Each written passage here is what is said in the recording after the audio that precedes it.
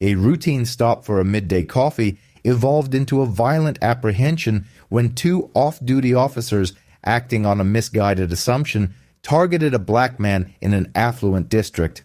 They swiftly placed him in handcuffs, taunting his silence, oblivious to the fact that their actions had ensnared a highly experienced undercover operative from the FBI. Their predicament had just begun. The sweltering August atmosphere in Westbridge, a prosperous and heavily patrolled municipality on the outskirts of Chicago, created an oppressive heat that distorted the air and frayed tempers. Special Agent David Collins was accustomed to such conditions. He was well acquainted with long assignments, subpar coffee, and the inherent solitude of deep cover surveillance. What he was not prepared for was becoming the subject of law enforcement scrutiny. David, a dedicated agent with 15 years of service in the Federal Bureau of Investigation, was presently assigned to a joint task force investigating a significant money laundering operation. His guise for the day was straightforward: a mid-level contractor named David Caldwell. He sported worn denim jeans, scuffed work boots, and a nondescript gray t-shirt. He was parked in a discreet, intentionally dust-covered Ford F-15 across the street from a local bank, nursing a lukewarm black coffee and observing a suspect's vehicle. He was absorbed in his work, his focus entirely on the mission. He failed to notice the Westbridge Police Department cruiser maneuvering into his blind spot until the dazzling, disorienting flash of red and blue lights appeared in his rearview mirror. Officer Tyler Hayes, a 3-year veteran known for his short temper and a growing file of internal complaints, exited the driver's side. His partner, Officer Gregory Miller, stood by the passenger side. Both officers' hands hovered perilously close to their holstered firearms, far exceeding the typical demeanor for a simple welfare check or a minor traffic infraction. David, adhering to protocol, kept his hands plainly visible on the steering wheel. He understood the potential for such encounters to escalate, particularly in an area with a median income in the high six figures and a demographic profile that contrasted with his own. "Roll it down all the way," Hayes commanded, rapping his knuckles sharply against the glass before the window had fully lowered. "Good afternoon, officer. Can I help you?" David's voice was steady, his tone perfectly composed. He made no move toward his glove compartment. "What's your business in this neighborhood, buddy?" Hayes inquired, leaning in slightly, his gaze aggressively scanning the truck's interior with suspicion. "Just taking my lunch break," David replied. "I'm working a job a few blocks over." "Working a job? Let me see some identification," Hayes snapped. David recognized the critical juncture. He could deviate from protocol, reveal his laminated FBI credentials concealed within an interior pocket of his jacket in the back seat, and jeopardize an 18-month undercover operation. Alternatively, he could present his alias identification, a perfectly legitimate Illinois driver's license issued by the Bureau under the name David Caldwell, and allow the officers to run a check. He opted for the latter. The mission always took precedence. "My wallet is in my right back pocket. I'm going to reach for it now," David stated calmly, verbalizing his intentions. "Just get it," Miller interjected from the passenger side, his tone weary yet taut. David handed over the alias ID. Hayes snatched it and returned to his cruiser, while Miller remained fixed on David, maintaining a stern gaze. 5 minutes elapsed. The interior of the truck became stifling. David watched his rearview mirror, observing Hayes aggressively typing on his mobile data terminal. He also noticed Hayes gesturing animatedly to Miller. Hayes strode back to the truck, his face flushed. The David Caldwell persona was clean. No outstanding warrants, no criminal record. This should have concluded the interaction. It did not. "Step out of the vehicle," Hayes ordered, his hand now resting firmly on the butt of his Glock. David did not move immediately. "Officer, my license is clear. Am I being detained, or am I free to go?" "I said step out of the damn truck," Hayes shouted, stepping back and drawing his weapon, holding it downwards but at the ready. David's analytical mind engaged. The situation had devolved beyond reason. He was a black man in an affluent suburb who had dared to pose a lawful question, and Hayes's fragile ego had fractured. Adrenaline surged through David's chest, yet his breathing remained remarkably measured. He noted the badge numbers: Hayes 4, 42, Miller 5, 119. He committed them to memory. "I am stepping out," David announced loudly, ensuring the dashboard camera of the police cruiser captured his voice. He opened the door with his left hand, keeping his right hand elevated. The instant his boots touched the pavement, Hayes lunged. There was no request to turn around. There was no pat-down. Hayes slammed his forearm into the back of David's neck, driving his face hard against the scalding hot metal of the F-150's hood. The impact split David's lip, the coppery taste of blood instantly filling his mouth. "Stop resisting! Stop resisting!" Hayes bellowed, a performance clearly intended for the dash cam and the few affluent pedestrians who had paused to observe from the sidewalk. "I'm not resisting. My hands are behind my back," David grunted, feeling the brutal, wholly unnecessary torque applied to his shoulders as heavy steel handcuffs ratcheted tightly around his wrists, biting into his skin. Miller stepped in, roughly patting David down, extracting the alias wallet and a set of keys from his pockets. They overlooked the concealed compartment in the jacket inside the truck. They missed the secondary encrypted burner phone tucked into his boot. They were careless. "You're making a colossal error," David stated quietly, as he was yanked backward and roughly shoved into the caged rear compartment of the cruiser. Hayes leaned in, a smug, arrogant grin plastered across his face. "Yeah, tell it to the judge, tough guy. You're going away." The cruiser doors slammed shut. The trap was sprung, but Officer Tyler Hayes had no conception of whom he had apprehended. The Westbridge precinct was an aging brick structure with a pervasive aroma of ammonia, stale sweat, and cheap floor wax. David was dragged through the double doors, his head held uncomfortably low by Hayes, who seemed intent on asserting maximum physical authority. At the booking desk sat Sergeant William Rossi. Rossi, a 20-year veteran with a thick neck, a perpetual scowl, and a long-standing reputation for discreetly overlooking his officers' transgressions, looked up from his paperwork as Hayes propelled David toward the fingerprinting station. "What do we have, Hayes?" Rossi inquired, his tone utterly disengaged.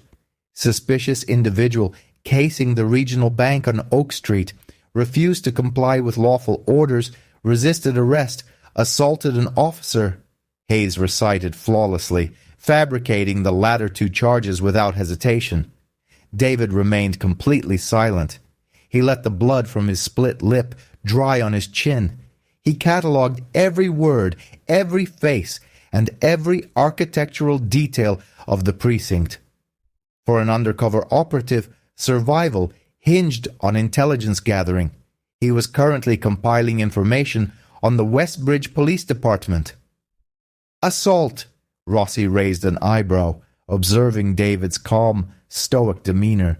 He clearly doubted Hayes's narrative but appeared indifferent. "You're bleeding, Hayes." "He pushed back when I initiated the detainment, tweaked my shoulder." Hayes lied smoothly, rotating his arm with a feigned wince. Miller, standing nearby, averted his gaze and nodded in agreement. The characteristic wall of silence was forming directly before David's eyes. "All right, process him. John Doe, or does he have papers?" Rossi asked. "ID says David Caldwell. Ran clean, but I suspect it's a forgery." "Let's get him in the system," Hayes sneered. They removed David's belt and shoelaces. They confiscated his alias wallet and primary phone. They aggressively rolled his fingers over the digital scanner.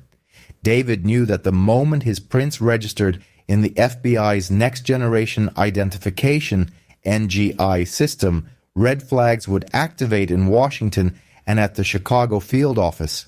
However, because his undercover alias was meticulously backstopped by the Bureau, the local system would simply register David Caldwell with a delay, routing an alert to his FBI handler. This protocol was designed to shield agents from potentially corrupt local law enforcement. "Put him in cell 4, Rossi directed. The heavy iron bars clanged shut, the echo reverberating through the concrete block. It was 1:15 p.m. The countdown had commenced. David sat on the hard metal bench. He did not pace. He did not demand an attorney. He closed his eyes and began constructing mental timelines. His mandatory check-in with his handler, Special Agent in Charge Richard Dawson, was scheduled for 4 p.m. If Dawson did not receive an encrypted text by 4:05 p.m., David's status would be elevated to code yellow. Missing by 5 p.m., it would become code red, compromised, hostage, and the full force of the federal government would be mobilized. In the squad room, Hayes and Miller were seated at their desks, laughing. "Write it up tight," Rossi's voice drifted down the hallway. "Say he reached for his waistband.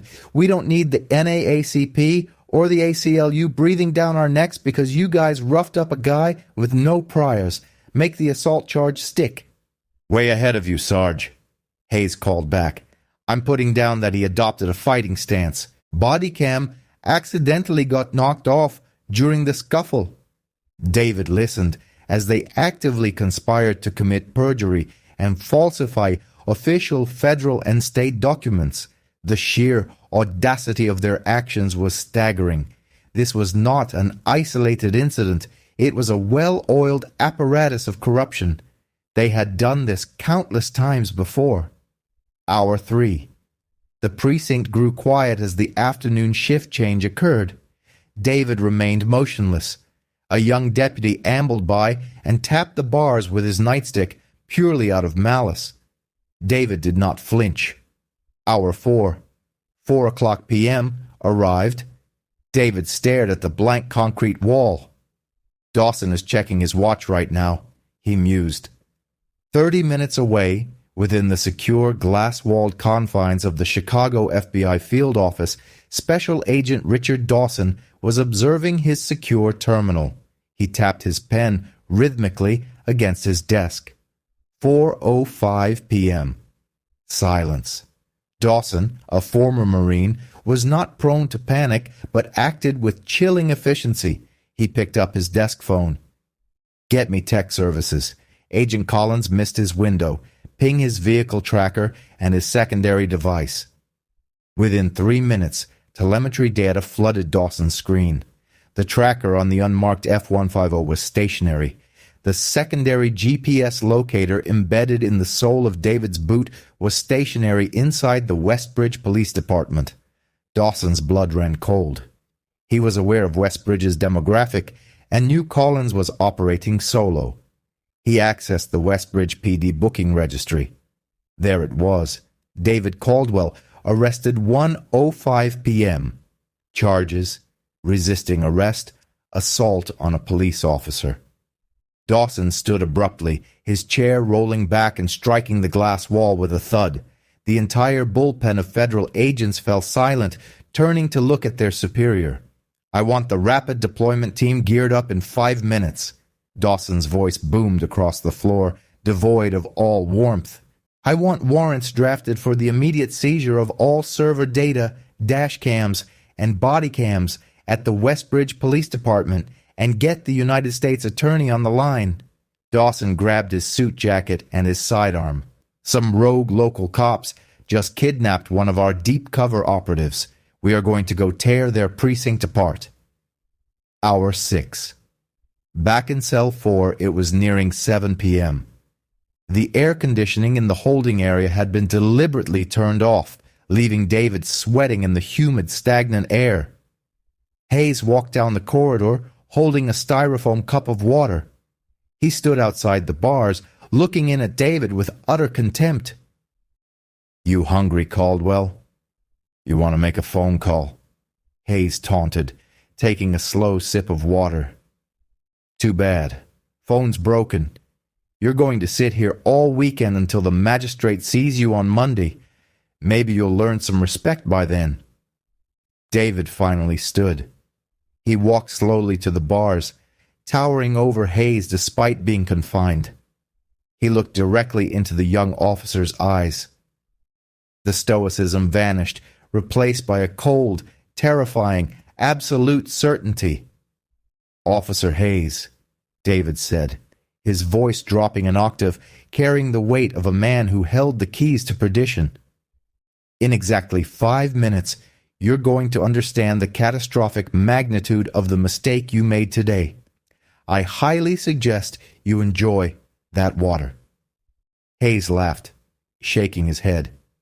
"You're delusional, buddy." He turned to walk away, but stopped. A low, deep rumble began to vibrate through the concrete floor of the precinct. It was not the sound of a standard patrol car. It sounded like a fleet of heavy, armored engines. Then, the piercing wail of a dozen federal sirens shattered the quiet Westbridge evening. The sirens weren't passing by. They were stopping directly outside the precinct's front doors. The clock had run out. Karma had arrived. The wail of the sirens did not merely stop outside. It seemed to physically strike the brick walls of the Westbridge precinct. Inside Cell 4, Special Agent David Collins did not move.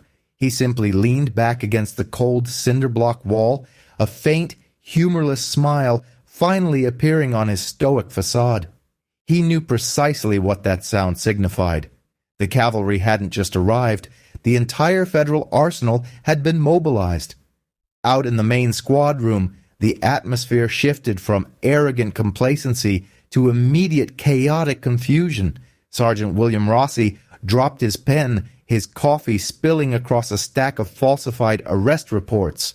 Officer Tyler Hayes, still clutching his styrofoam cup of water, froze midway through a triumphant smirk. The heavy, reinforced front doors of the precinct did not simply open. They were aggressively breached. Through the shattered entryway poured a dozen men and women clad in heavy tactical gear, their olive drab, Kevlar, and helmets emblazoned across their chests and backs in bright, bold yellow lettering were 3 letters that instilled pure terror in corrupt local law enforcement. FBI. "Federal agents, nobody move. Hands away from your weapons and step away from your desks," shouted the lead tactical officer, his voice amplified and deafening in the enclosed space. The rapid deployment team moved with terrifying synchronized precision, immediately securing all exits, the armory, and the server room.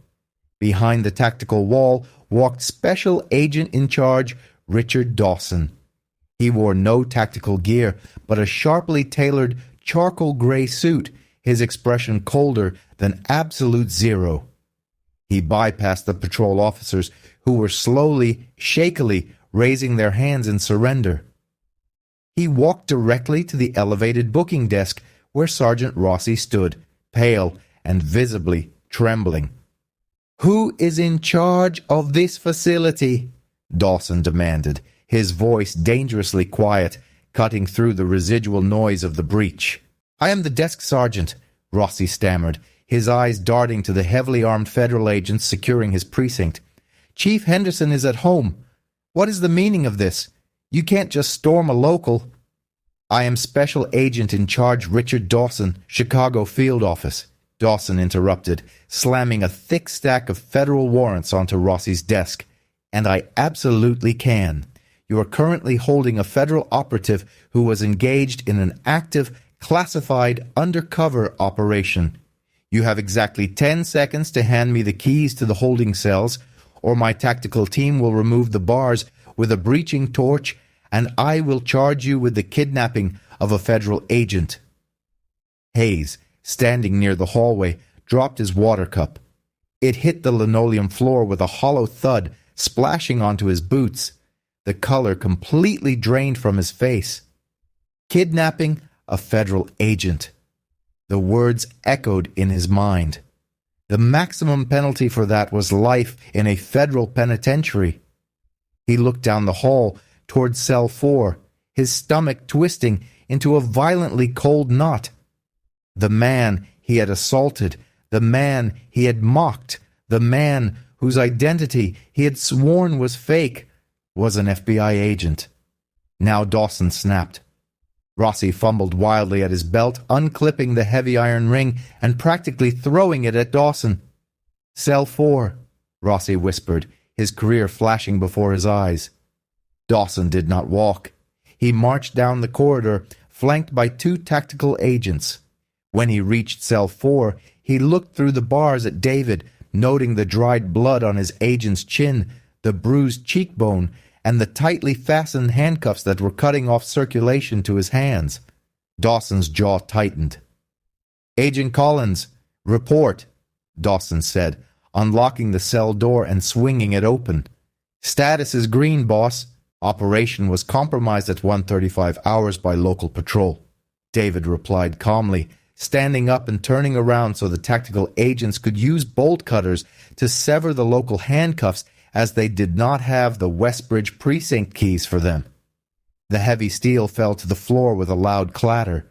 David rubbed his raw, bleeding wrists, his face completely devoid of emotion. "Are you injured?"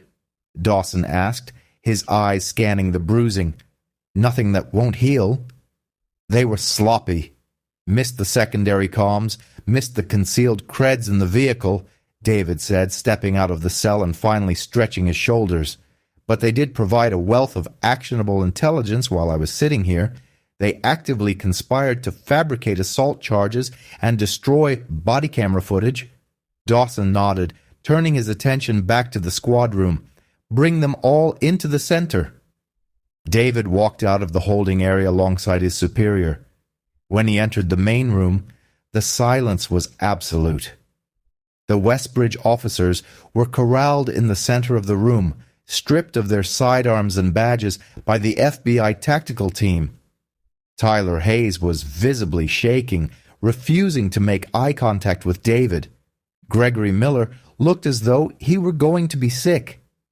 David walked slowly toward Hayes. The young, arrogant cop who had slammed his face into the hood of a truck just 6 hours earlier was now shrinking back, terrified. "I told you," David said, his voice smooth and terrifyingly even. "I told you that you were making a massive mistake. I also told you that you would soon understand the catastrophic magnitude of it." "I didn't know," Hayes stammered, his voice cracking. "You didn't show me your federal badge." "I handed you a legally valid, federally backstopped identification," David corrected him sharply. "You didn't care. You saw a black man in a truck in a rich neighborhood, and you decided to play God. You assaulted a compliant citizen. You falsified official documents, and you committed perjury before the ink was even dry on your report. The fact that I am a federal agent is simply the reason you are going to get caught today. What terrifies me is how many innocent people you have done this to who didn't have the entire United States Department of Justice standing behind them." Dawson stepped forward. "Secure the building. I want every hard drive, every physical file, every body camera, and every dash cam from the last 5 years boxed up and loaded into the transport vehicles. Nobody leaves this building until they have been interrogated by a federal prosecutor." The raid lasted through the night. The FBI's evidence response team dismantled the Westbridge precinct's digital infrastructure piece by piece. They found exactly what David knew they would find: a systemic, deeply ingrained culture of corruption. But what they uncovered next turned a local civil rights violation into a massive federal conspiracy. The fallout from the Westbridge raid was not merely a local news story, it became a national scandal overnight. However, the truly consequential reckoning, the severe karmic retribution that fundamentally dismantled the West Burbridge Police Department came to light 3 weeks later, unearthed by the Federal Bureau of Investigation's Forensic Accounting Division. When the FBI secured the precinct's servers, their investigation extended beyond retrieving deleted body camera footage of David's apprehension. They initiated a comprehensive algorithmic analysis of the digital communications, private correspondences, and financial records belonging to the precinct's senior leadership. Recall the multi-jurisdictional task force that David was initially assigned to? The sophisticated money laundering operation he was actively investigating on Oak Street. The FBI's analytical team established a direct, irrefutable connection. The syndicate's activities weren't confined to West Burbridge. They were actively bribing officials within the West Burbridge Police Department. The unearthed data indicated that Sergeant Rossi, along with 16 other officers, including Tyler Hayes and Gregory Miller, were on the syndicate's covert payroll. They were orchestrating a highly profitable protection scheme in exchange for turning a blind eye to the syndicate's cash movements at the regional bank. The officers were receiving illicit cash compensation, but with a critical condition. These compromised officers were obligated to ensure no unauthorized individuals loitered near the bank during operational hours. When Officer Hayes observed David parked across from the bank, his perception wasn't merely that of a black man out of place. He perceived a tangible threat to his illicit enterprise. Hayes reacted with panic, instigating an aggressive and unlawful arrest solely to eliminate what he believed was either a private investigator or a rival criminal encroaching on their territory, all in an effort to safeguard his fraudulent money laundering scheme. Unbeknownst to him, Hayes had apprehended the very federal agent leading the pursuit of that precise syndicate. It was an ironic, devastating turn of events. The consequences cascaded with brutal intensity. The United States Attorney's Office for the Northern District of Illinois unsealed a 70-page indictment announcing not only charges against Hayes and Miller for civil rights violations under Title 18, United States Code, Section 242, deprivation of rights under color of law, but they also implicated the entire corrupt network with the full force of the law. Violations of the Racketeer, Influenced and Corrupt Organizations Act, commonly known as the RICO Act, conspiracy to commit money laundering, wire fraud, and witness tampering were all included. 17 badges were surrendered and 17 officers were apprehended during a massive synchronized pre-dawn raid orchestrated by the FBI. This time, their destination wasn't a local holding cell. They were processed directly into the Metropolitan Correctional Center in downtown Chicago, clad in stark orange jumpsuits. Stripped of their authority and arrogance, City Hall descended into utter disarray. Mayor Thomas Sterling attempted to disassociate himself from the scandal. At a clammy, nervous press conference, he asserted that the actions were the result of a few aberrant individuals. However, the Department of Justice report unequivocally demonstrated that the corruption permeated the very foundation. Chief Robert Henderson, who had rubber-stamped falsified performance reviews and disregarded numerous civilian complaints to shield his racketeering officers, was compelled to resign in disgrace and subsequently faced indictment for obstruction of justice. But the criminal ramifications constituted only half of the karmic backlash. The financial devastation of Westbridge represented the other half. With the federal investigation exposing the precinct's hidden history, dozens of previous victims came forward.